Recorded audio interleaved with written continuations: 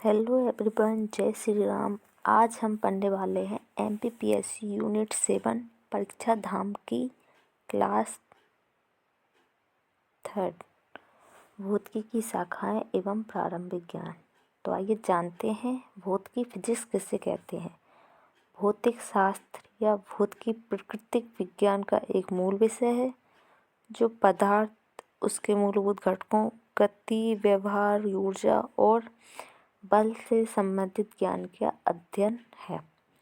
भौतिकी शास्त्र भौतिक शास्त्र या भौतिकी प्राकृतिक विज्ञान का एक मूल विषय है जो पदार्थ, उसके मूलभूत घटकों, गति, व्यवहार और ऊर्जा और बल से संबंधित ज्ञान का अध्ययन है। भौतिकी का मूल शब्द फिज है और ग्रीक में इसका अर्थ है प्रकृति और प्राकृतिक व्यवस्था। आइजैक न्यूटन को भौतिकी के जनक के रूप में जाना जाता है। इसको याद रखते हैं दोस्तों, आइजैक न्यूटन को भौतिकी का जनक कहा जाता है। अब हम पढ़ेंगे भौतिकी के विषय में। भौतिकी के संबंध में शाखाएं: माप विज्ञान, तौल एवं माप की विधियों का अध्ययन। माप विज्ञान में तौल एवं माप की विधियों का अध्ययन होता है। तो फिल्म्स पॉसिबल फैक्ट देखते हैं इसमें। लेंस की क्षमता का मात्रक डायोप्टर है। लेंस की क्षमता का मात्रक डायोप्टर है। प्रकाश वर्ष वह दूरी है जो प्रकाश एक वर्ष में तय करता है। खगोलीय दूरियां प्रकाश वर्ष में मापे जाने के कारण प्रकाश की गति सदैव एक समान होती है।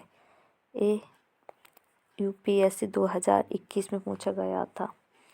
एक पारसक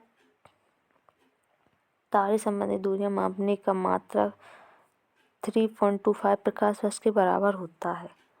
आवृत्ति को हर्ट्ज में मापा जाता है और समुद्री जहाज की गति मापने की इकाई नॉट है। एक हॉर्स पावर में 786 वोट होते हैं। एक हॉर्स पावर में 786 वोट होते हैं।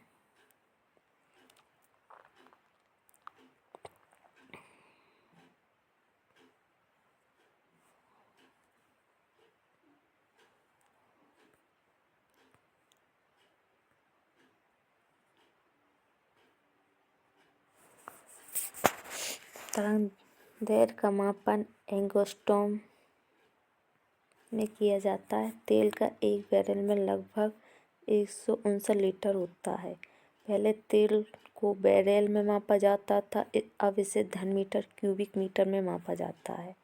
ओजोन परत की मोटाई मापने में डॉप्सन इकाई का प्रयोग किया जाता है। जल का बहाव क्यूसेक में मापा जाता है। आगे पढ़ेंगे यांत्रिकी।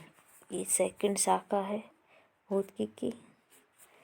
तो विभिन्न प्रकार के बलों एवं अनेक व्यवहारों में होने वाले परिवर्तनों को अध्ययन को यांत्रिकी कहते हैं।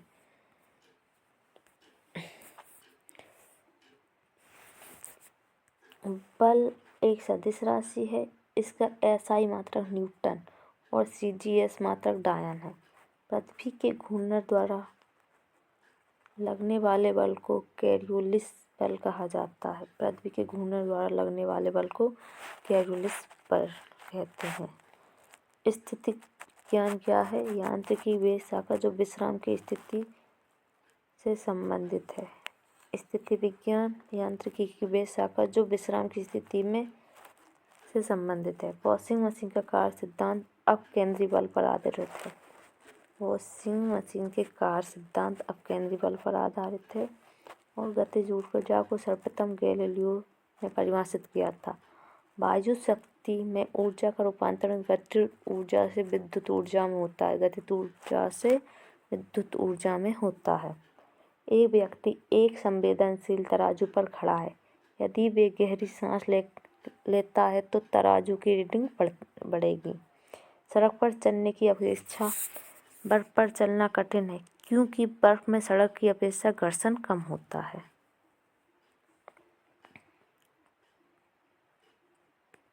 भरी हुई गाड़ी को चलाने में चलायमान रखने के लिए आवश्यक बलों से अपेक्षाकृत अधिक बल लगाना पड़ता है क्योंकि एक बार गाड़ी चल देने के बाद घर्षण कम होता है। अब आएगी प्रकाश की।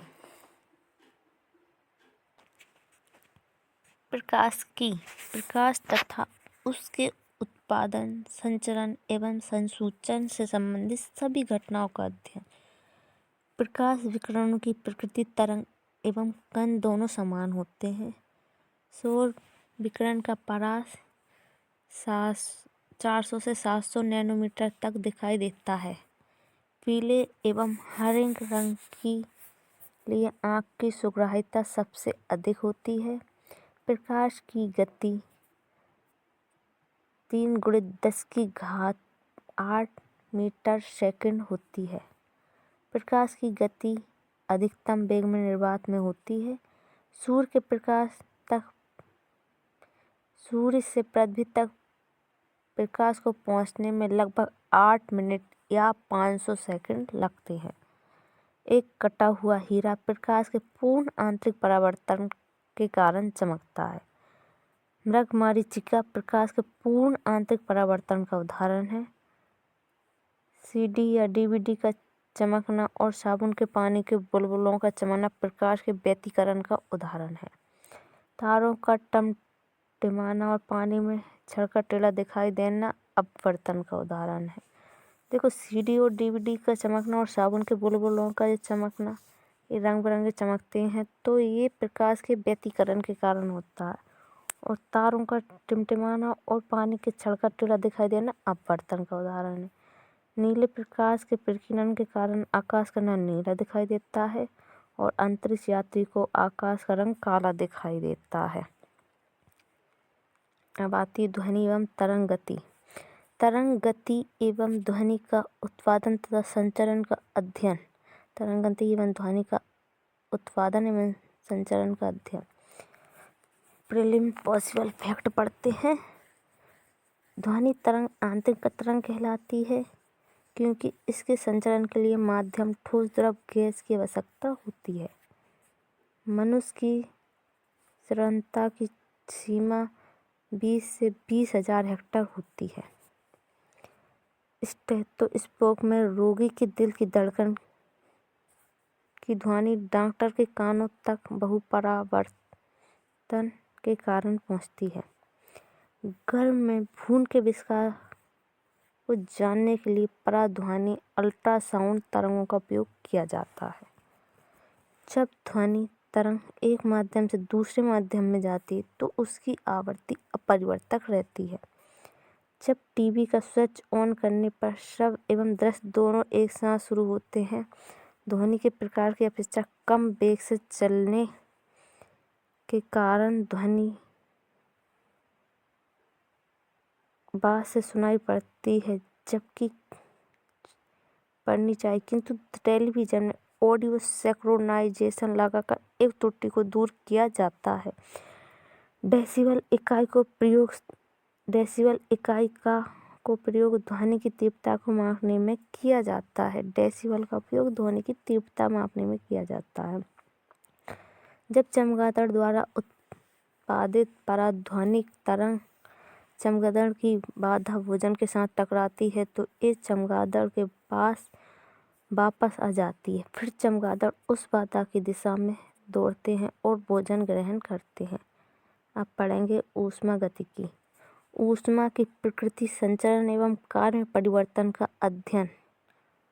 वह ताप बिंदु जिस पर ठोस, द्रव और गैसीय अवस्था एक साथ रह सकती है त्रियक बिंदु कहलाते हैं।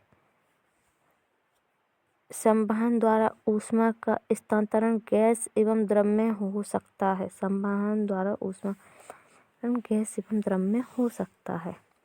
थर्मस फ्लास्क में लंबे समय तक तरल गर्म या ठंडा रहता है क्योंकि उसमें संचालन, संवहन एवं विकिरण की कोई हानि अथवा प्राप्ति नहीं होती। -40 डिग्री पर सेंटीग्रेड एवं फ़ारेनहाइट तापक्रम समान रहते हैं। 40 डिग्री सेंटीग्रेड का मान फ़ारेनहाइट स्केल में 104 डिग्री फ़ारेनहाइट होता है। गर्म मौसम में पंखा चलने से आराम महसूस होता है, किंतु हमारे शरीर का पसीना तेजी से वाष्पीकरण होता है क्योंकि हमारे शरीर का पसीना तेजी से वाष्पीकृत होता है। जब बर्फ पिघलती है तब आयतन घटता है। बर्फ जब पिघलती है तो आयतन उसका घटता है। कमरे में लगा हुआ एसी एयर एंड कंडीशनर आर्द्रता और तापक्रम दोनों को नियंत्रण करता है। तो देखिए, जब मौसम पंखा चलने से आराम महसूस होता है क्योंकि हमारे शरीर का जो पसीना है तेजी से वाष्पीकृत हो जाता है। अब पढ़ेंगे विद्युत चुम्बकत्व एवं विद्युत चुम्बकीय विकिरण का अध्ययन। 100 वॉट की बिजली का बल्ब यदि 10 घंटे जले तो बिजली का खर्च 1 यूनिट होगा। डायनेमो यांत्रिक ऊर्जा को विद्युत ऊर्जा में परिवर्तन करता है और विद्युत मोटर विद्युत ऊर्जा को यांत्रिक ऊर्जा में परिवर्तित करती है। फ्यूज में प्रयोग होने वाले तार का उच्च प्रतिरोध एवं निम्न गलनांक होता है। सूक्ष्म मानव शरीर का विद्युत प्रतिरोध का परिणाम की कोटि 10,000 ओम होती है, जबकि गीले शरीर में 10,3 ओम होती है। प्रकाश उत्सर्जन डायोड विद्युत संदीप्त सिद्धांत पर कार्य करता है। विद्युत बल्ब के अंदर ऑर्गन गैस भरी होती है। एक कृत्रिम उपग्रह में विद्युत ऊर्जा का स्रोत सौर सेल होता है।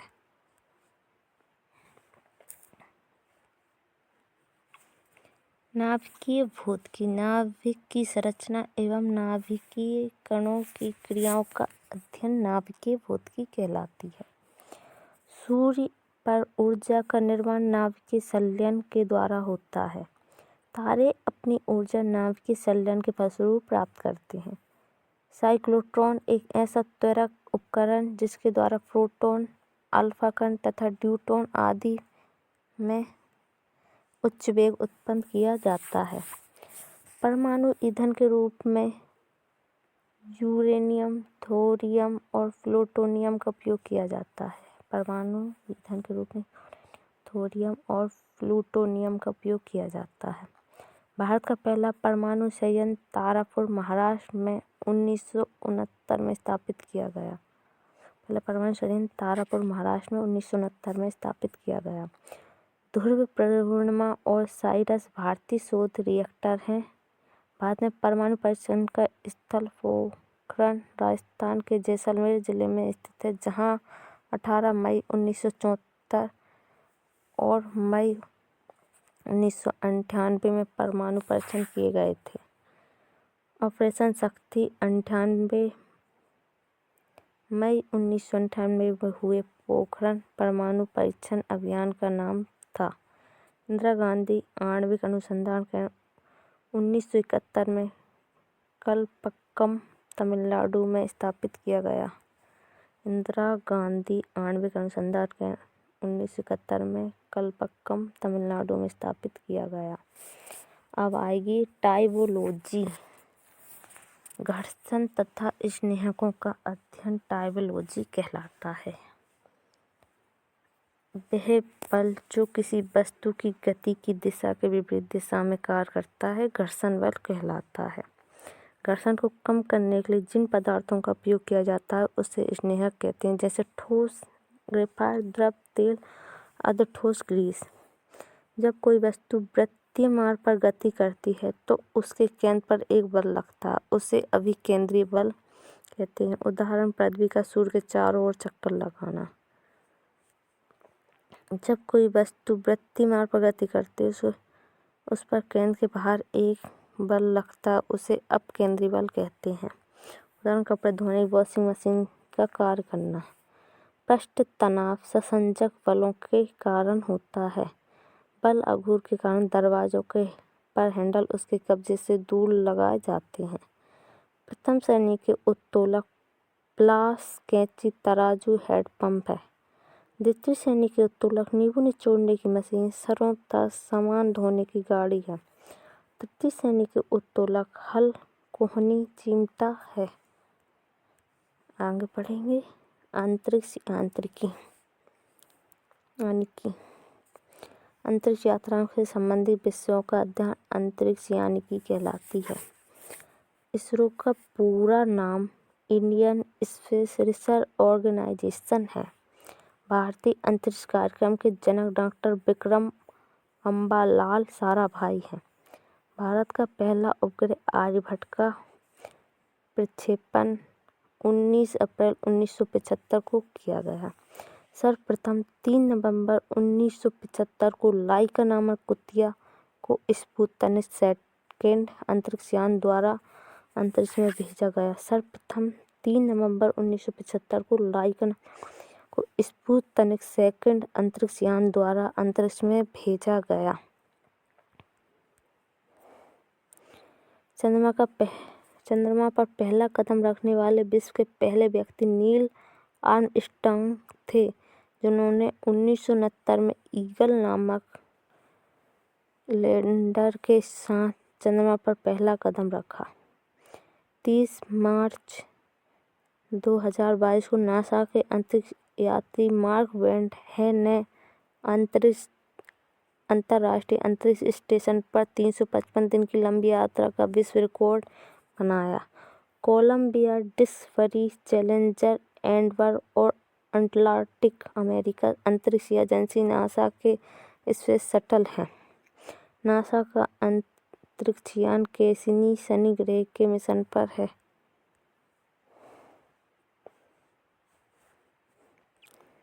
अब पढ़ेंगे खगोल की।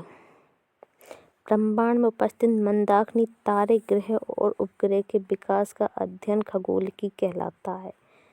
बिग बैंग सिद्धांत ब्रह्मांड के उद्भव की व्याख्या करता है। इस सिद्धांत का प्रतिपादन जॉन लेमैत्रे ने वर्ष 1927 में किया। सूर्य का व्यास लगभग 13,90,000 किलोमीटर है, जो पृथ्वी के लगभग 109 गुना अधिक है। ब्लैक होल की सर्वप्रथम जानकारी एच चंद्रशेखर ने दी थी। अरस्तु ने सर्वप्रथम अपनी पुस्तक ऑन द हेवेंस में पृथ्वी को गोलाकार बताया था। एक खगोलीय इकाई सूर्य और पृथ्वी के बीच की औसत दूरी है। पृथ्वी के घूर्णन के कारण दिन और रात होते हैं। पृथ्वी के परिक्रमण के कारण ऋतु परिवर्तन होते हैं। चंद्रमा पृथ्वी का एकमात्र उपग्रह है। इसे जीवाश्म ग्रह, रात की रानी और पृथ्वी का सूर्य भी कहा जाता है। पृथ्वी से चंद्रमा का केवल हम 57 भाग देख सकते हैं। एक निश्चित आकृति में उपस्थित तारों का समूह नक्षत्र या तारामंडल कहलाता है। मैगेलन अंतरिक्ष यान शुक्र ग्रह हेतु भेजा गया मिशन है। मैगेलन अंतरिक्ष यान शुक्र ग्रह हेतु भेजा गया मिशन है। नील आर्मस्ट्रांग 1969 को जिस स्थान पर गए थे, वे स्थान शांति का सागर, सी ऑफ ट्यूबिलिटी कहलाता है। अब हम पढ़ेंगे भौतिकी विज्ञान का प्रारंभिक ज्ञान। तो इसमें हम पढ़ेंगे, सबसे पहले पढ़ेंगे हम प्रमुख भौतिकी सिद्धांत, फिर न्यूटन की गति के नियम, फिर गुरुत्वाकर्षण का सिद्धांत, केपलर के नियम, भौतिक राशियों और मापन, पदार्थ के प्रमुख गुण, तरंग और उसके प्रकार, प्रकाश दर्पण और लेंस की और विविध, ये सब हम पढ़ने वाले हैं। महाविस्फोटक सिद्धांत, बिग बैंग सिद्धांत। जॉर्ज लेमैत्रे ने 1927 में बिग बैंग सिद्धांत का प्रतिपादन किया। 1929 में रॉबर्ट बेगोलेर ने इस सिद्धांत का संपूर्ण व्याख्या की। इसके अनुसार यह ब्रह्मांड के अति सघन फोटॉन में छोटे से होता था। इस छोटे से प्रोटॉन से ब्रह्मांड के अंदर महाविस्फोट हुआ। ये विस्फोट इतना ज़्यादा ऊर्जावान था कि अब तक इसका विस्तार जारी है। आर्किमिडीज का सिद्धांत, जब कोई वस्तु किसी द्रव में डुबोई जाती है, उस पर एक बल लगता है जो उस पर हटाए गए द्रव के भार के बराबर होता है। इस बल को उत्प्लावन बल, इस सिद्धांत को आर्किमिडीज का सिद्धांत कहते हैं। आर्किमिडीज सिद्धांत का उपयोग जलयान और पनडुब्बियों के डिजाइन बनाने में, मापी से दूध की शुद्धता मापने के लिए, और ध्रुव घनत्व मापी से द्रव्यों का घनत्व ज्ञात करने के लिए। आर्किमिडीज सिद्धांत उत्प्लावन बल के उदाहरण, बर्फ का पानी में तैरना। बर्फ का घनत्व पानी के घनत्व से कम होता है, जिससे बर्फ पानी पर तैरता है। लोहे की कील का पानी में डूबना। लोहे की कील धनत्व पानी के धनत्व से अधिक होता है, इसलिए कील का उत्प्लावन बल कम होगा, जिससे कील पानी में डूब जाती है। जैस का पानी में चलना और कोक का पानी में तैरना। कोक का धनत्व पानी के धनत्व से कम है, इसलिए पानी में कोक तैरती है।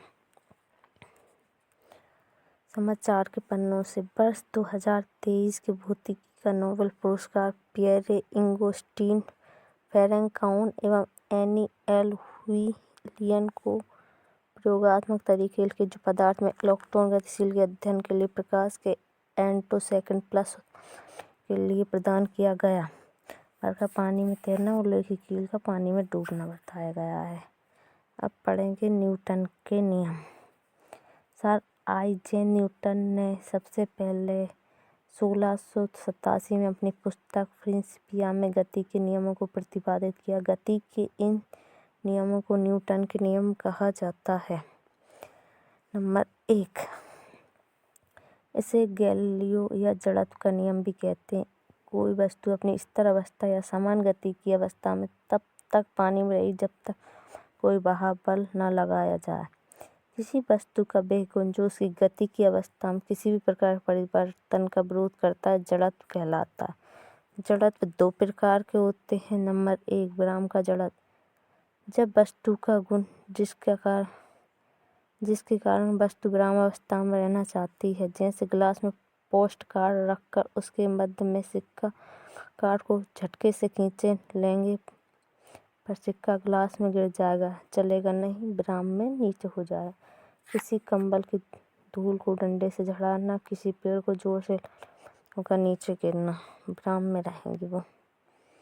गति का जड़त्व वस्तु का वह गुण है जिसके कारण गतिशील वस्तु गति में ही रहना चाहती है। जैसे तेज चलती हुई कार के एकाएक रुकने पर उसमें बैठे व्यक्ति आगे की ओर झुकते हैं।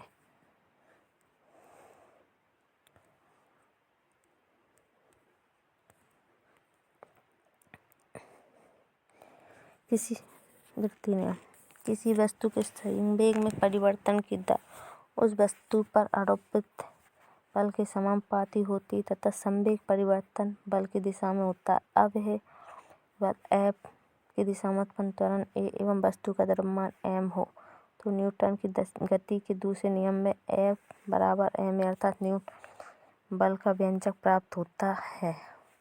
उदाहरण, क्रिकेट की बॉल कैच करते समय खिलाड़ी अपने हाथों को पीछे की ओर खींच लेता है। कराटे के खिलाड़ी द्वारा ईंट की पट्टी पर या वर्ग की सिल्ली को तोड़ना। तृतीय नियम, प्रत्येक क्रिया के लिए एक समान तथा विपरीत प्रतिक्रिया होती है। जैसे बंदूक से गोली छोड़ते समय पीछे को झट्टा लगता है, मतलब या के बराबर भी विपरीत प्रतिक्रिया होती है। रॉकेट के आगे बढ़ना, कुएं से पानी खींचते समय रस्सी के टूटने पर व्यक्ति का पीछे गिरना, नाव से कूदने पर नाव के पीछे की ओर सिसकना, ये विपरीत प्रतिक्रिया हो रही है। अब पढ़ेंगे गुरुत्वाकर्षण का सिद्धांत। गुरुत्वाकर्षण के सिद्धांत। गुरुत्वाकर्षण पदार्थ द्वारा एक दूसरे को आकर्षित होने की प्रवृत्ति। सर आइजैक न्यूटन ने गुरुत्वाकर्षण के सिद्धांत का प्रतिपादन 1660 में किया। न्यूटन ने अपनी मौलिक खोजों के आधार पर बताया कि केवल पृथ्वी ही नहीं अपितु विश्व का प्रत्येक कण दूसरे कण को अपनी ओर आकर्षित करता रहता है।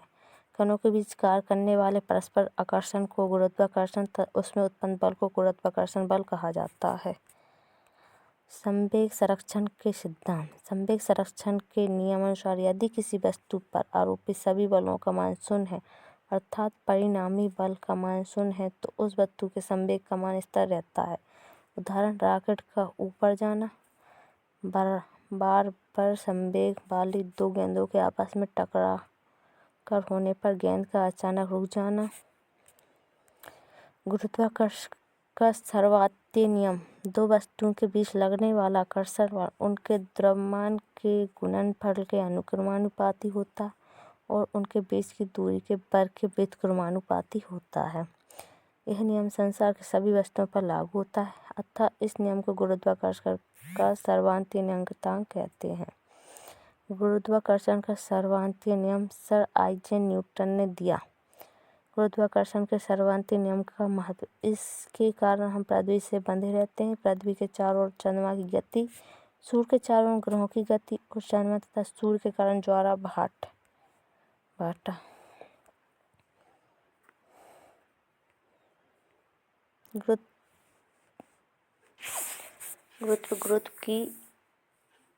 गुरुत्व जनित त्वरण। पृथ्वी प्रत्येक वस्तु को केंद्र की ओर आकर्षित करती है, अतः गिरने वाली वस्तु के ऊपर एक बल कार्य करता है जिससे कि वस्तु का वेग बढ़ने लगता है, अतः वस्तु त्वरित उत्पन्न करती है। इस त्वरण को गुरुत्वीय त्वरण कहते हैं। इसे जी से प्रदर्शित करते हैं। पृथ्वी के लिए जी का औसतन मान 9.8 मीटर प्रति सेकंड स्क्वायर होता है। पृथ्वी के गुरुत्व के कारण ही पृथ्वी पर वायुमंडल उपस्थित है। गुरुत्व के कारण ही वायुमंडल के कण पृथ्वी को छोड़कर नहीं जा पाते। चंद्रमा पर गुरुत्वीय त्वरण जी का मान पृथ्वी की गुरुत्वीय त्वरण के मान का 1/6 होता है। जी के मान में परिवर्तन। पृथ्वी के केंद्र पर जी का मान 0 होता है। पृथ्वी के तल से ऊपर या नीचे जाने पर जी का मान घटता है। भूमध्य रेखा पर जी का मान न्यूनतम होता है। पृथ्वी के ध्रुव पर जी का मान अधिकतम होता है। पृथ्वी के घूर्णन गति करने पर जी का मान कम हो जाता है और पृथ्वी के घूर्णन गति घटने पर जी का मान बढ़ जाता है। यदि पृथ्वी घूमना बंद कर दे तो जी का मान बढ़ जाता है। लिफ्ट में पिंड का भार। जब लिफ्ट ऊपर की ओर जाती है तो लिफ्ट में स्थित पिंड का भार बढ़ा हुआ प्रतीत होता है। जब लिफ्ट नीचे की ओर जाती है तो लिफ्ट में स्थित पिंड का भार घटा हुआ प्रतीत होता है। जब लिफ्ट एक समान वेग में ऊपर या नीचे जाती है तो लिफ्ट में स्थित पिंड का भार में कोई परिवर्तन नहीं होता। यदि नीचे उतरते समय लिफ्ट की डोरी टूट जाए तो वह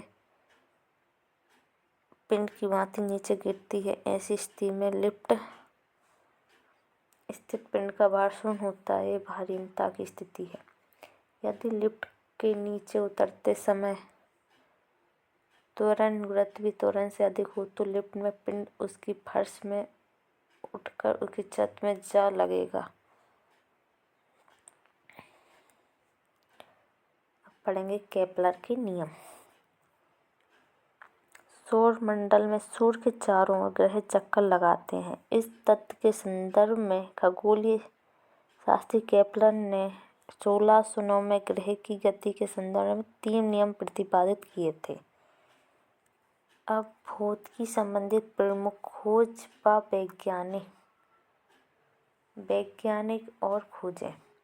डॉक्टर विक्रम साराभाई कस्मिक किरणों के अध्ययन पर महत्वपूर्ण योगदान। सतीश धवन भारतीय कृत्रिम उपग्रह आर्यभट्ट व रोहिणी के प्रक्षेपण में महत्वपूर्ण योगदान। आर्यभट्ट शून्य की खोज का श्रेय। श्रीनिवास रामानुजम नंबर थ्योरी में महत्वपूर्ण योगदान। सीवी रमन प्रकाश का प्रकीर्णन संबंधी सिद्धांत। जेसीवो क्रेस्कोग्राफ का आविष्कार। गैलीलियो जड़त्व का नियम एवं दूरदर्शी का निर्माण। जी मार्कोनी बेतार टेलीग्राफी रेडियो। न्यूटन सर्वंत्य गुरुत्वाकर्षण का नियम एवं गति के नियम। वैज्ञानिक और उनकी खोजें हैं, ये आपको याद करना है। अब फैराडे ने विद्युत अपघटन के नियम दिए थे और विल्हम रोटजन एस किरणों का आविष्कार। जोहानस केपलर ग्रह की गति संबंधी नियम। आइंस्टीन अपेक्षिकता का सिद्धांत। फोटॉन की खोज। द्रव्यमान व ऊर्जा का तुल्यता E = mc²। जे रॉबर्ट ओपेनहाइमर परमाणु बम का निर्माण। Doctor Edward Teller hydrogen bomb का निर्माण। थॉमस एल्वा एडिसन विद्युत बल्ब। आर्किमिडीज तैरने का नियम। कोपरनिकस सौरमंडल की खोज। सूर्य केंद्रित सिद्धांत। अब पढ़ेंगे विभिन्न यंत्रों एवं उपकरणों के आविष्कारक। कंप्यूटर उपकरण का आविष्कारक है जॉर्ज बेवेल। फाउंटेन पेन का लेविस वाटरमैन। ग्रामोफोन का थॉमस अल्वा एडिसन। टेलीफोन का ग्राहम बेल। टेलीविजन का टेलीविज़न का जे.एल. वेयर्स, ट्रांसफॉर्मर का माइकल फैराडे, माइक्रोफोन का ग्राहम बेल, पेनिसिलिन का अलेक्जेंडर फ्लेमिंग, प्रेशर कुकर का डेनिस पेपिंग, प्रिंटिंग प्रेस का जॉन गुटेनबर्ग, प्रचुरीकरण का लुई पचार, रेडियो टेलीग्राफी का जी. मार्कोनी, लेसर का थियोडर मेमेन, सौर मंडल का कोपरनिकस, ग्रहों का नियम केपलर ने दिए थे। अब नोबेल प्राइज 2023 में किसको कौन सा नोबेल पुरस्कार मिला? चिकित्सा के क्षेत्र में कैटालिक कारिको हेनरिके हैं ये, और उन्होंने क्या योगदान किया था? तो मैसेंजर राइबोन्यूक्लिक एसिड mRNA के न्यूक्लियोसाइड बेस संशोधन के लिए इनको मिला था। किसको? कैटालिक कारिको और ड्रू बिशमैन USA, इन दोनों को। अब भौतिकी में किस किस को मिला है? तो Pierre Agostini USA, Anne L'Huillier Sweden, Ferenc Krausz Germany. इन्होंने क्या किया था? तो पदार्थ में इलेक्ट्रॉन गतिशीलता के अध्ययन के लिए प्रकाश के एटोसेकेंड पल्स उत्पन्न करने वाले प्रयोगात्मक तरीके के लिए। रसायन विज्ञान में मोंगी बोबडी USA, लुइस ई. ब्रूस USA और अलेक्सी एकिमोव रूस, क्वांटम डॉट्स की खोज और संश्लेषण के लिए रासायनिक में इनको मिला था। अब बताते हैं विज्ञान के मौलिक सिद्धांत पर एक नज़र। किसने कौन सा सिद्धांत और कब दिया और विशेषता क्या थी इसकी? तो कोशिका का सिद्धांत दिया है 1838 और 39 में स्वीडन एवं स्वान ने। प्राकृतिक चयनवाद का सिद्धांत 1859 में डार्विन ने दिया था, और इसकी किताब है द ओरिजिन ऑफ स्पीसीज पुस्तक में इसका वर्णन है। उपार्जिक लक्षणों का सिद्धांत 1809 में लेमार्क ने दिया था। उत्परिवर्तनवाद 1901 में हुगो डिवीज ने दिया था। आनुवांशिकता का सिद्धांत मेंडल के नियम 1857 ग्रेट जॉन मेंडल ने मटर के पौधों पर प्रयोग किया था। एक जीन एक एग्जाम सिद्धांत 1941 बिडल एवं टेटम ने दिया था। पुनरावर्तन सिद्धांत अर्नेस्ट हेंकल ने दिया था। दुनाम पद्धति 1753 में कैरोलस नीलियस ने। जेनेटिक कोड 1961 में मार्शल नीरेनबर्ग ने। DNA डबल हेलिक्स मॉडल 1953 में वाटसन एवं क्रिक ने। परमाणु सिद्धांत 1818 में जॉन डाल्टन ने। परमाणु संरचना 1913 बोहर एवं रदरफोर्ड ने। मेंडल का आवर्त नियम 1869 मेंडलिप ने। उस समय 63 तत्व ज्ञात थे। आधुनिक आवर्त सारणी 1913 मोसले ने। ऊर्जा संरक्षण का नियम 1841 जूलियस रॉबर्ट मेयर ने। बिग बैंग सिद्धांत 1927 लेमेंतियर ने व्याख्या रॉबर्ट बेगोनेर ने की। आर्किमिडीज का सिद्धांत आर्किमिडीज ने। इसमें उत्प्लावर बल को भी समझाया गया है। न्यूटन के नियम 1647 आइजैक न्यूटन ने प्रिंसिपिया पुस्तक में वर्णन। केपलर का नियम योहान्स केपलर, ग्रहों से संबंधित नियम। प्रचुरीकरण ल्यूक पाश्चर। अब हम पढ़ेंगे भौतिक राशियाँ और मापन और उसके मात्रक। पहले हम पढ़ेंगे भौतिक राशियाँ उनके मापन, तो ये अपना चैप्टर का नाम ही है। अब हम पढ़ेंगे भौतिक राशियाँ। भौतिक राशियाँ किसी द्रव की सत्ता की सही स्थिति या उचित मात्रात्मक स्थिति या किसी परिघटना की सटीक व्याख्या के लिए जिन पदों का उपयोग किया जाता है उन्हें भौतिक राशियाँ कहा जाता है। भौतिक राशियाँ दो प्रकार की होती हैं, अदिश राशि और सदिश राशि। अदिश राशि वे भौतिक राशियाँ जिन्हें व्यक्त करने के लिए केवल परिमाण की आवश्यकता होती है। इन परिणामों के साथ कोई दिशा नहीं होती। अदिश राशियों को सामान्य बीजगणितीय विधि में जोड़ा जा सकता है, जैसे उदाहरण द्रव्यमान, दूरी, चाल, आयतन, कार, शक्ति आदि। और सदिश राशियाँ वे राशियाँ होती हैं जिनको व्यक्त करने के लिए परिणाम के साथ साथ दिशा की भी आवश्यकता होती है, सदिश राशियाँ कहलाती हैं।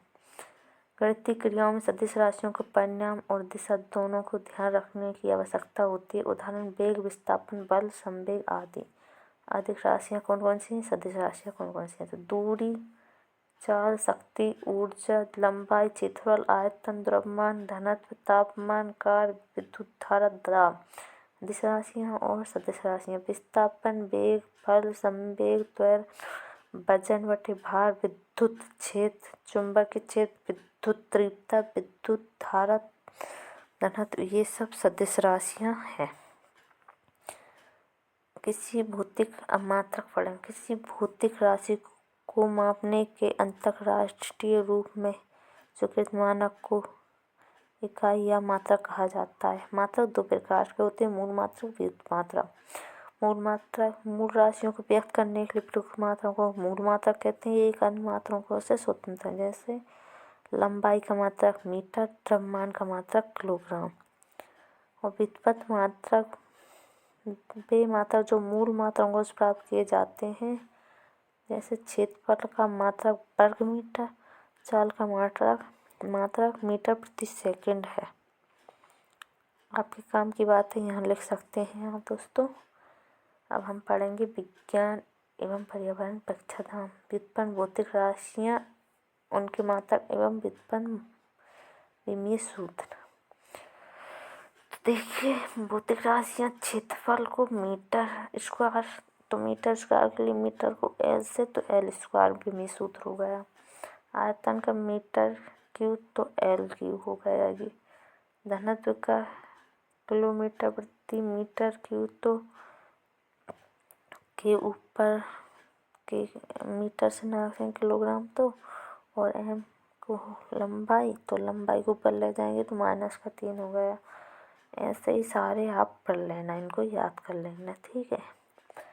मैं व्युत्पन्न मात्रक पढ़ लूँ, विमीय सूत्र आप पढ़ना लेना। तो वेग का मीटर प्रति सेकंड, त्वरण का मीटर प्रति सेकंड स्क्वायर, संवेग का किलोमीटर प्रति सेकंड, बल का किलोग्राम मीटर प्रति सेकंड, बल का किलोग्राम प्रति मीटर स्क्वायर बराबर न्यूटन, कार का न्यूटन मीटर जूल, शक्ति सामर्थ्य का जूल प्रति सेकंड, वाट बोलते हैं इसका रखें। और दाब का पास्कल है, तो मीटर प्रति मीटर स्क्वायर। अब हम पढ़ेंगे मात्रक पद्धतियाँ। मात्रक की 4 पद्धतियाँ होती हैं। एक तो होती MKS, फिर CGS, फिर FPS, फिर SI मात्रक। तो MKS पद्धति को पढ़ेंगे सबसे पहले। इस पद्धति का पूरा नाम है मीटर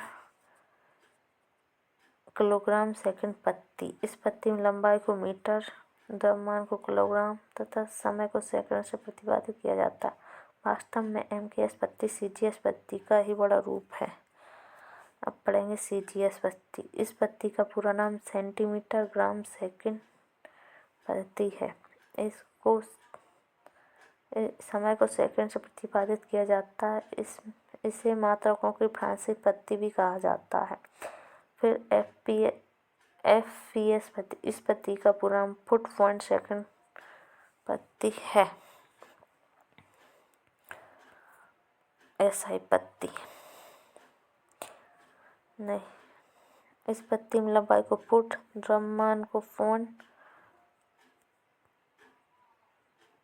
तथा समय को सेकंड से प्रतिपादित किया जाए। इसे मात्रक की ब्रिटिश पद्धति कहते हैं। FPS को ब्रिटिश पद्धति और CGS को फ्रांसीसी पद्धति कहते हैं। अब SI पद्धति।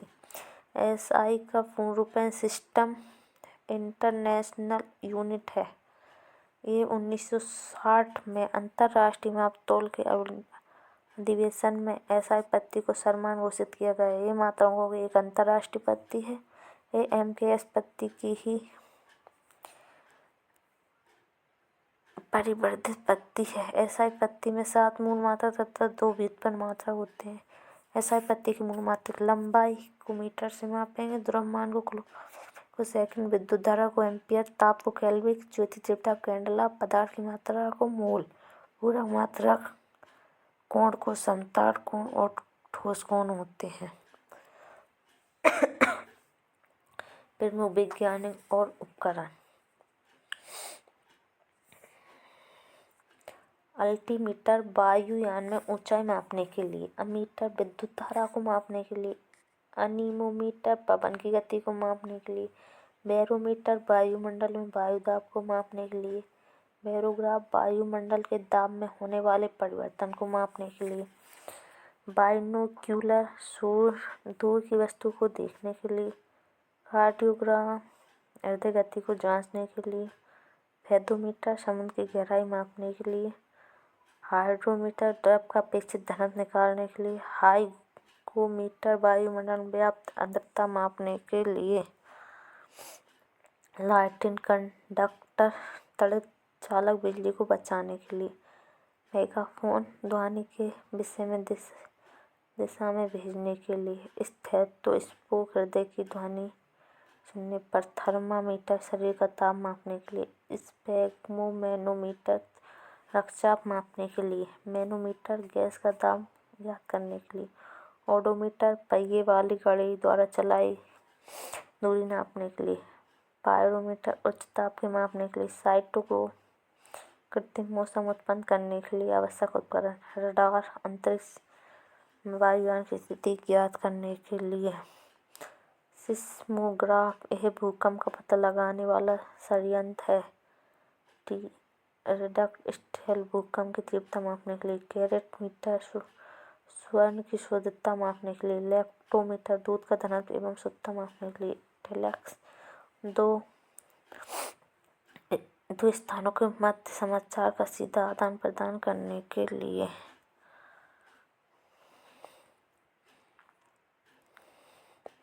विज्ञान थर्मोस्टेट किसी वस्तु का ताप एवं निश्चित बिंदु तक स्थिर बनाए रखने के लिए, पाइरोमीटर सोलर रेडिएशन को मापने के लिए, पॉलीग्राफ झूठ का पता लगाने वाला यंत्र, ग्रेविमीटर पानी की सतह पर तेल की उपस्थिति ज्ञात करने के लिए, पैसों की विभिन्न मात्रा, द्रव्यमान किलोग्राम से, कार्य ऊर्जा को जूल से मापते हैं, विद्युत धारा को एम्पियर से, उष्मागतिक ताप केल्विन से, ज्योतिर्विद्या कैंडेला से, कोण को रेडियन से, ठोस कोण को स्टेरेडियन से, बल को न्यूटन, क्षेत्रफल का वर्ग मीटर, आयतन का घन मीटर, ओजोन की मात्रा टुक्सन, नदी का प्रभाव क्यूसेक, लेंस की आवर्त क्षमता डायप्टर, तरंग दैर्घ्य एंगस्ट्रॉम, दबाव का बार, ध्वनि की चाल मेघ, ध्वनि की तीव्रता decibel, bell crude oil photo बेलर में पढ़ाई में उलझे रहोगे तो जिंदगी भर सुलझे रहोगे।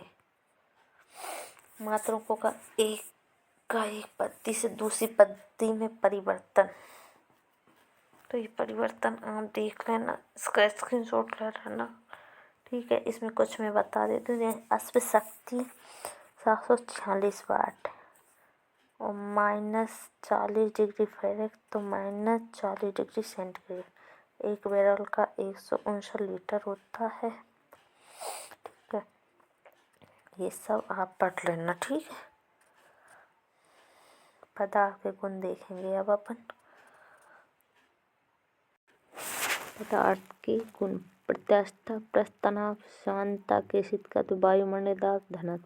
प्रत्यास्थता वस्तु का वे गुण जिससे उस पर बहा बल हटाने पर वह पूर्ण अपनी प्रारंभिक अवस्था में आ जाती है, प्रत्यास्थता कहलाती है। प्रत्यास्थता में वस्तु पर जो बहा या बल लगा उसे विरूपक बल कहते हैं। वे पदार्थ जो इस प्रकार गुण प्रदर्शित करते हैं प्रत्यास्थ पदार्थ कहलाते हैं, जैसे रबड़। हुक के नियम संबंधी प्रत्यास्थता से है। उदाहरण: जब हम स्प्रिंग के दोनों सिरों को अपने हाथों से पकड़कर खींचते हैं तो स्प्रिंग की आकृति में परिवर्तन आ जाता है, परंतु जैसे ही हम उसके दोनों सिरों छोड़ते हैं वे अपनी पहली वाली प्रारंभिक अवस्था में आ जाती है। प्रस्तानाप द्रव के स्वतंत्र पृष्ठ में कम से कम स्थान घेरने वाली प्रकृति होती है, जिसमें के कारण उसका पृष्ठ सदैव तनाव की स्थिति में रहता है। इसे ही पृष्ठ तनाव कहते हैं। पृष्ठ तनाव का SI मात्रा न्यूटन मीटर होता है। उदाहरण: बारिश की बूंद का गोल होना, साबुन के बुलबुले का गोल होना, गर्म सूप का ठंडे सूप की तुलना में स्वादिष्ट लगना, सुई का जल की सतह पर तैरना, शेविंग ब्रश को जल में निकालने पर उसके बालों का आपस में चिपकना। स्वांतता: द्रव का वेग जिसके कारण वह विभिन्न परतों में होने वाली अपेक्षित गति का विरोध करता है, स्वांतता कहलाती है। द्रव का विभिन्न परतों के कार्य करने वाले आंतरिक घर्षण बल को स्वांत बल कहते हैं। किसी वस्तु की स्वांतता को स्वांतता गुणांक द्वारा मापा जाता है, जिसका SI मात्रक डेप्लाइज या होल्यूजली कहलाता है। इसे पास्कल सेकंड भी कहा जाता है। गैसों की स्वांतता द्रवों की स्वांतता की तुलना में बहुत कम, लगभग 1/100 होती है। कुछ तत्वों की स्वांतता: जल की स्वांतता 20 सेंटीग्रेड है, दूध की 25, रक्त की 37, शहद की 20 और ग्लिसरीन की 20। केशिकत्व: कांच की त्रिज्या वाली और छोटों और दोनों ओर से खुली नली को केश नली कहते हैं। कांच की कम त्रिज्या वाली और दोनों ओर से खुली हुई केश नली में द्रव को ऊपर चढ़ने या नीचे उतरने की घटना को केशिकत्व कहते हैं। केशिकत्व का उदाहरण: लालटेन या लैंप की बत्ती में केशिकत्व के कारण ही तेल ऊपर चढ़ता है। प्लेटिंग पेपर स्याही को सोख लेता है, क्योंकि इसमें बने छोटे छोटे केश नली की तरह कार्य करते हैं। पेड़ पौधों की शाखा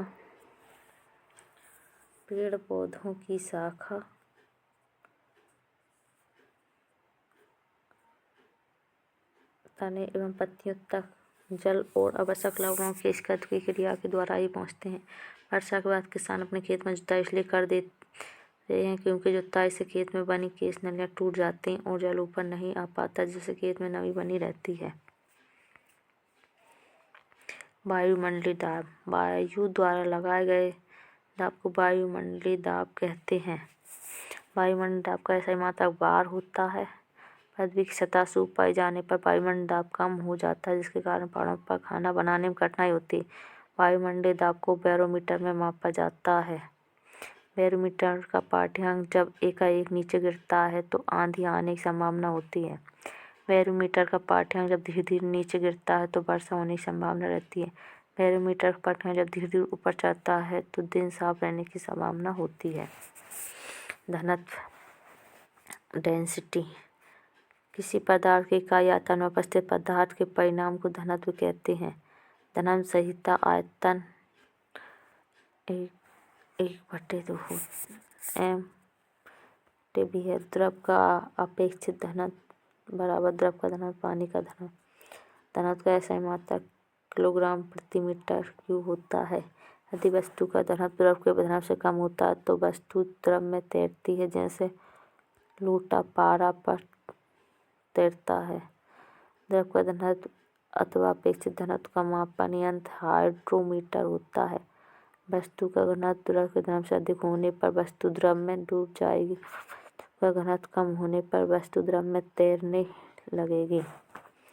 कुछ समान पदार्थ के घनत्व: जल का घनत्व 1000, दूध का 1028, भैंस के दूध का मतलब पारा का और सोने का सबसे ज़्यादा। तरंगे वेव्स: किसी माध्यम या निर्वात में एक बिंदु से दूसरे बिंदु तक ऊर्जा का स्थानांतरण करने वाले विक्षोभों को तरंग कहते हैं।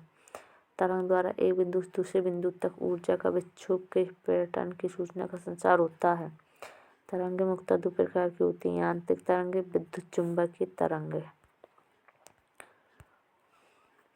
यांत्रिक तरंगें वे तरंग जो किसी पदार्थ, ठोस, द्रव, गैस माध्यम में संचरित होती हैं। उदाहरण ध्वनि तरंगें, भूकंपीय तरंगें, जल तरंगें इत्यादि। यांत्रिक तरंग दो प्रकार की होती हैं, अनुप्रास तरंगे और अनुदैर्घ्य तरंगे। अनुप्रास तरंगे जब किसी माध्यम में तरंग के संचरण होने पर माध्यम के कण तरंग के चलने की दिशा में लंबवत कंपन करते हैं तो तरंग को अनुप्रास तरंग कहा जाता है। उदाहरण जल तरंगे, भूकंपीय तरंगे इत्यादि। अनुदैर्घ्य तरंग यदि माध्यम के कण तरंग संचरण दिशा में कंपन करते हैं तो ऐसी तरंग को अनुदैर्घ्य तरंग कहते हैं। उदाहरण ध्वनि तरंगे, विद्युत चुम्बकीय तरंगे। वे तरंगे जिनसे संचरण के लिए किसी माध्यम की आवश्यकता नहीं होती। प्रकाश तरंगे, रेडियो तरंगे, एक्स-रे की तरंगे। तरंगों से संबंधित शब्दावली। कला तरंग के आयाम एक के लिए किसी स्थिति एक समय पर तरंग का विस्थापन कला द्वारा निर्धारित किया जाता है। आवर्तकाल तरंग संचरण में कोई बिंदु अपना एक कंपन पूरा करने के जितना समय लेता है उसे आवर्तकाल कहते हैं। आवर्ती तरंग संचरण में किसी बिंदु द्वारा एक सेकंड में कुल कंपन की संख्या को तरंग की आवृत्ति कहते हैं। इसे एन या एफ द्वारा करते हैं। तरंगदैर्घ्य तरंग गति से सीमांत कला में कंपन करने वाले दो क्रमागत कणों के बीच की दूरी को तरंगदैर्घ्य कहते हैं। इसे लैम्ब्डा से व्यक्त करते हैं। तरंग की चाल तरंग द्वारा एकांत समय में तय की गई दूरी को तरंग की चाल कहते हैं। तरंग की चाल v बराबर t n तथा तरंगदैर्घ्य। कुछ महत्वपूर्ण विद्युत चुम्बकीय तरंग गामा किरणें, एक्स किरणें, पराबैंगनी किरणें, विकिरण, आवर्त विकिरण। सबसे पहले गामा किरणें। खोजकर्ता कौन है? बेकुलर। इसकी वेधता क्षमता अत्यधिक होती है। इसका उपयोग नाभिकीय अभिक्रिया कृत्रिम रेडियोधर्मिता में किया जाता है। एक्स किरणें इसकी खोज रंजन की थी। चिकित्सा एवं औद्योगिक क्षेत्र में इसका उपयोग होता है। पराबैंगनी किरणें रिटर्न इसकी खोज स्थिति और सिकाई करने, प्रकाश विद्युत प्रभाव को उत्पन्न करने, बैक्टीरिया को नष्ट करने में किया जाता है। दृश्य किरणें न्यूटन इसमें हमें वस्तु दिखलाई पड़ती है। अपराग किरणें हर्शेली किरणें ऊष्मीय विकिरण है। ये जिस वस्तु पर पड़ती है उसका ताप बढ़ जाता है। इसका उपयोग गहरे करने में, रोगियों की सिकाई करने में किया जाता है। लघु रेडियो तरंग या हर्ट्जियन तरंग हेनरिक हर्ट्ज ने किया था।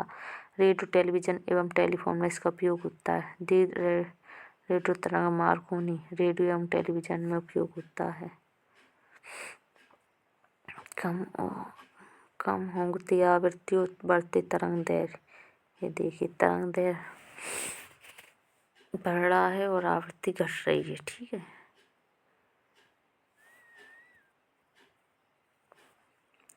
ध्वनि तरंगे ध्वनि एक प्रकार का कंपन का विक्षोभ है जो माध्यम में होकर संचरित होती है। ध्वनि की डेसिमल में मापा जाता है। ध्वनि का स्वर माप इसकी आवृत्ति में निर्धारित होता है। ध्वनि की तीव्रता का मापन बेल है।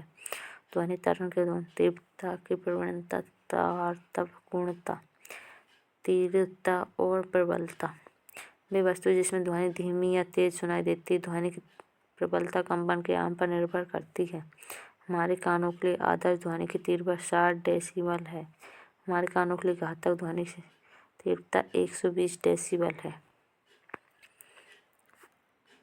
ध्वनि की स्रोत तीव्रता फुसफुसाहट 15 से 20, साधारण बातचीत 30 से 60, गुस्से में बातचीत 70 से 80, ट्रक मोटरसाइकिल 90 से 95, यंत्र कारखाने से 120, ऑर्केस्ट्रा 110 से 120, जेट विमान 140 से 150। तारतम्य ध्वनि का वेग जैसे ध्वनि की मोटी अब पतली होने का निर्धारण होता है, तारतम्य कहलाता है। महिलाओं की आवाज़ उच्च तारतम्य और अधिक प्रवृत्ति वाली होती है जिसके कारण इसकी आवाज़ पतली होती है। पुरुषों की आवाज़ निम्न तारतम्य और निम्न आवृत्ति वाली होती है इसलिए इसकी आवाज़ मोटी होती है। गुणता ध्वनि का वह अभिलक्षण जो समान प्रबलता एवं तारतम्य की दो ध्वनि को अंतर करने में सहायता करता है गुणता कहलाता है। जैसे कोरोना ट्यून में अमिताभ बच्चन की आवाज़ की पहचान ध्वनि से गुणता कारण होता है। ढोलक और बांसुरी की आवाज़ में अंतर ध्वनि के इस गुणवत्ता के कारण हम समझ पाते हैं। ध्वनि के प्रकार। अपश्रय तरंगे 20 हर्ट्ज से नीचे की आवृत्ति वाली तरंगों को अपश्रय तरंग कहते हैं। अपश्रव्य इन तरंगों को मनुष्य द्वारा नहीं सुना जा सकता। हाथी, सांप, इस जिराफ के द्वारा इन तरंगों को सुना जा सकता है। श्रव्य तरंगे 20 हर्ट्ज से 20,000 हर्ट्ज के बीच की आवृत्ति वाली तरंगों को श्रव्य तरंग कहते हैं। मानव, जानवर एवं पशु पक्षी द्वारा इन तरंगों को सुना जा सकता है। पराश्रव्य तरंगे 20 हर्ट्ज से अधिक आवृत्ति वाली तरंगों को पराश्रव्य तरंगे कहते हैं। चमगादड़, चूहा, बिल्ली, कुत्ता के द्वारा इन तरंगों को सुना सकते हैं। अल्ट्रासाउंड में पराश्रव्य तरंगों का उपयोग किया जाता है। समुद्र की गहराई पता लगाने वाले एवं पानी के अंदर नौवाहनों में पनडुब्बियों द्वारा सोनार उपकरण उपयोग होती है। ध्वनि की चाल।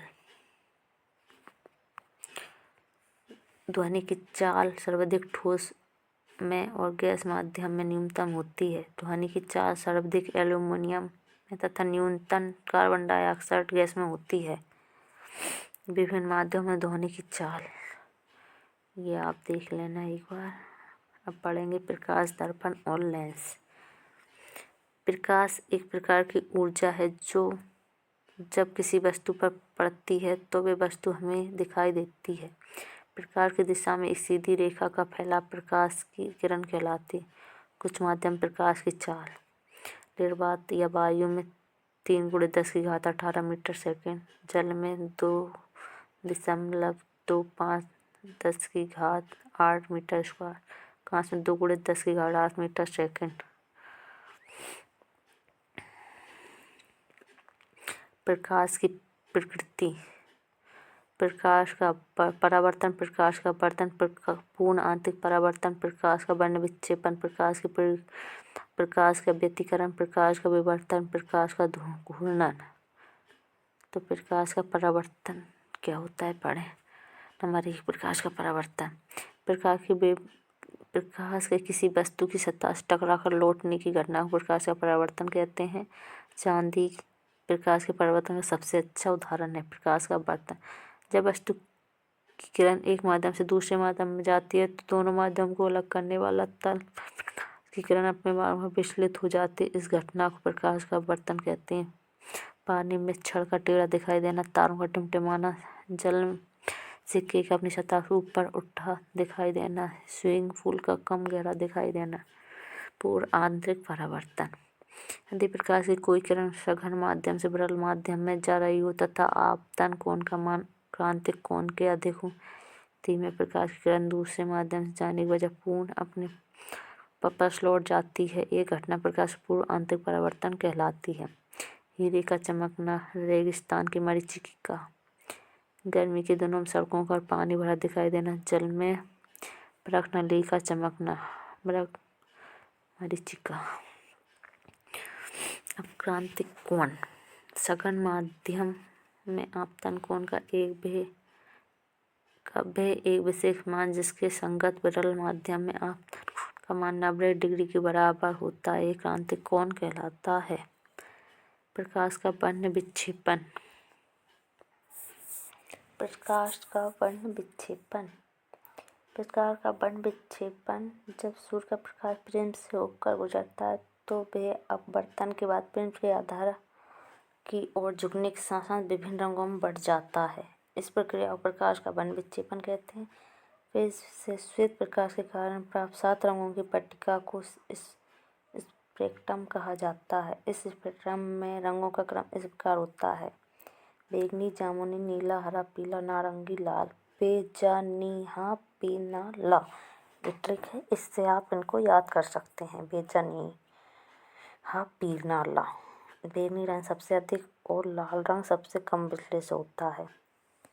प्रकाश का प्रकीर्णन, यदि वायुमंडल में जब प्रकाश किसी माध्यम से गुजरता है जिसमें धूल के कण या अंशुष्क कण हो तो इसके द्वारा प्रकाश सभी दिशाओं में प्रसारित हो जाता है। इस घटना को प्रकाश का प्रकीर्णन कहते हैं। प्रकीर्णन नहीं होता तो आसमान काला दिखाई देता।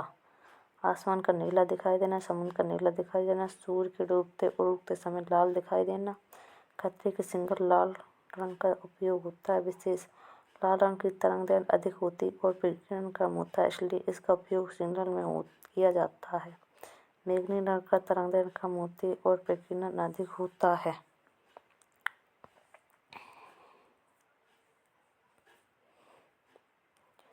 प्रकाश का व्यतिकरण। किन्हीं दो परिवर्तित तलों में प्रकाश परिवर्तित होकर हमारी आंखों तक आता है, किंतु यदि तरंग समान कला तथा समान आयाम की होती है तो इन जगहों पर ये तो प्रकाश स्थिर हो जाता है या समाप्त हो जाता है। इस प्रक्रिया को प्रकाश का व्यतिकरण कहते हैं।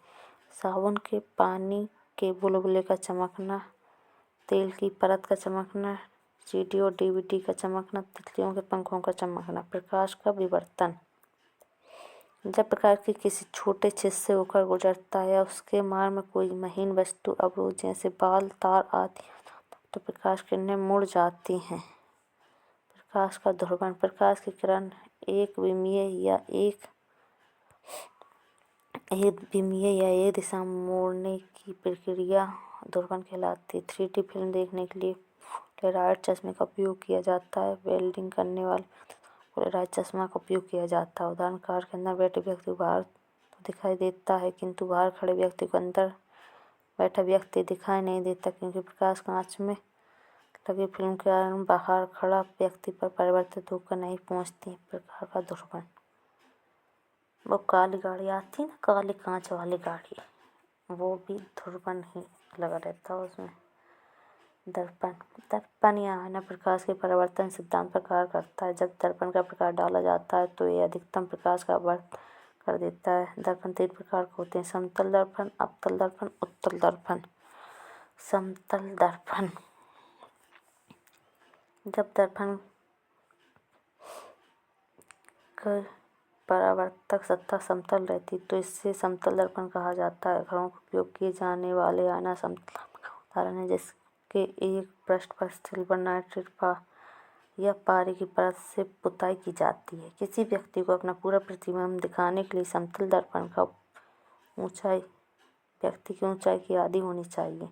समतल दर्पण से बनने वाला प्रतिबिंब सदैव सीधा, आभासी और वस्तु के बराबर बनता है।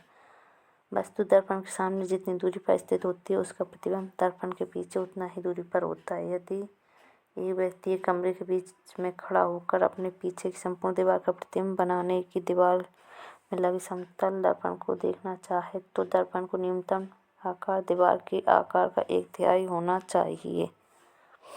अवतल दर्पण।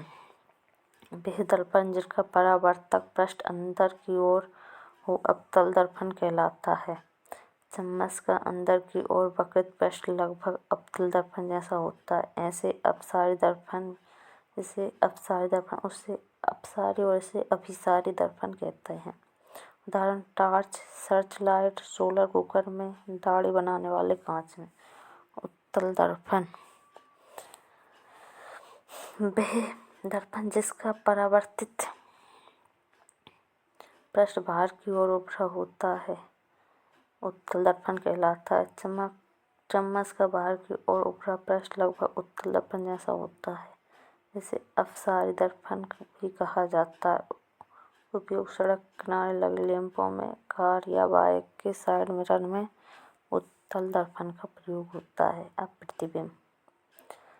जब प्रकाश की किरणें किसी बिंदु से चलकर परावर्तक के पश्चात किसी दूसरे बिंदु पर जाकर मिलती हैं अथवा दूसरे बिंदु से आती हुई प्रतीत होती हैं तो इस बिंदु को पहले बिंदु का प्रतिबिंब कहते हैं।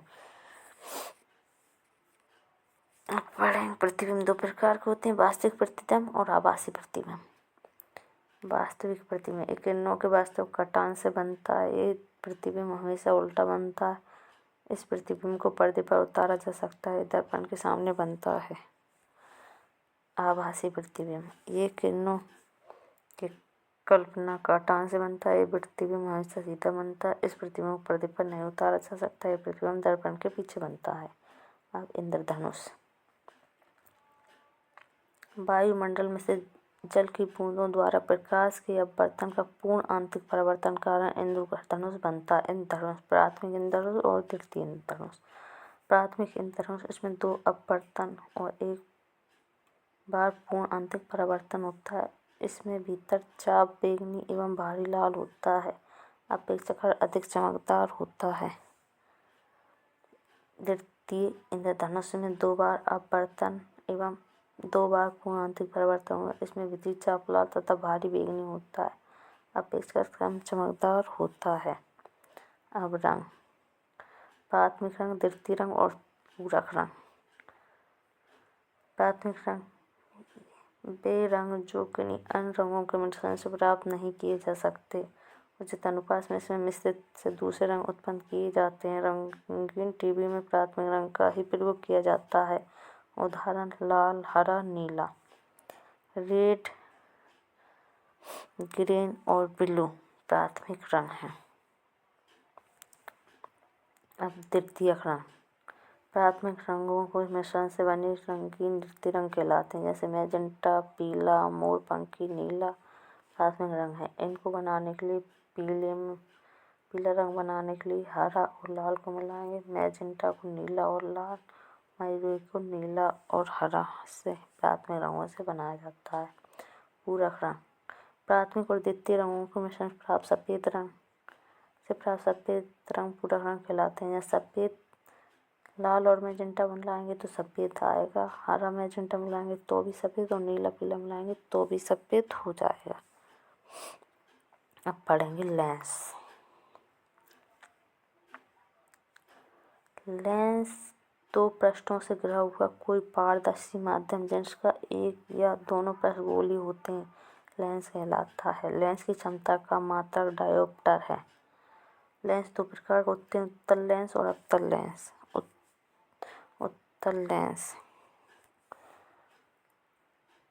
दोनों ओर से उभरी हुई सतहों से घिरे पारदर्शी माध्यम को उत्तल लेंस कहते हैं। इसका मध्य भाग मोटा एवं किनारे पतले होते हैं, ये है उत्तल लेंस। उत्तल लेंस को अपसारी लेंस भी कहते हैं क्योंकि ये प्रकाश किरणों को केंद्रित करता है। उत्तल लेंस का उपयोग दूर दृष्टि दोष के निवारण आदि में किया जाता है। अवतल लेंस दोनों में से अवतल लेंस ही है। अवतल लेंस दोनों ओर से दबी हुई सतहों को घिरे पारदर्शी माध्यम को अवतल लेंस कहते हैं। इसका मध्य भाग पतला एवं किनारे मोटे होते हैं। अवतल लेंस को अपसारी लेंस भी कहते हैं क्योंकि प्रकाश की किरणों को फैलाता है।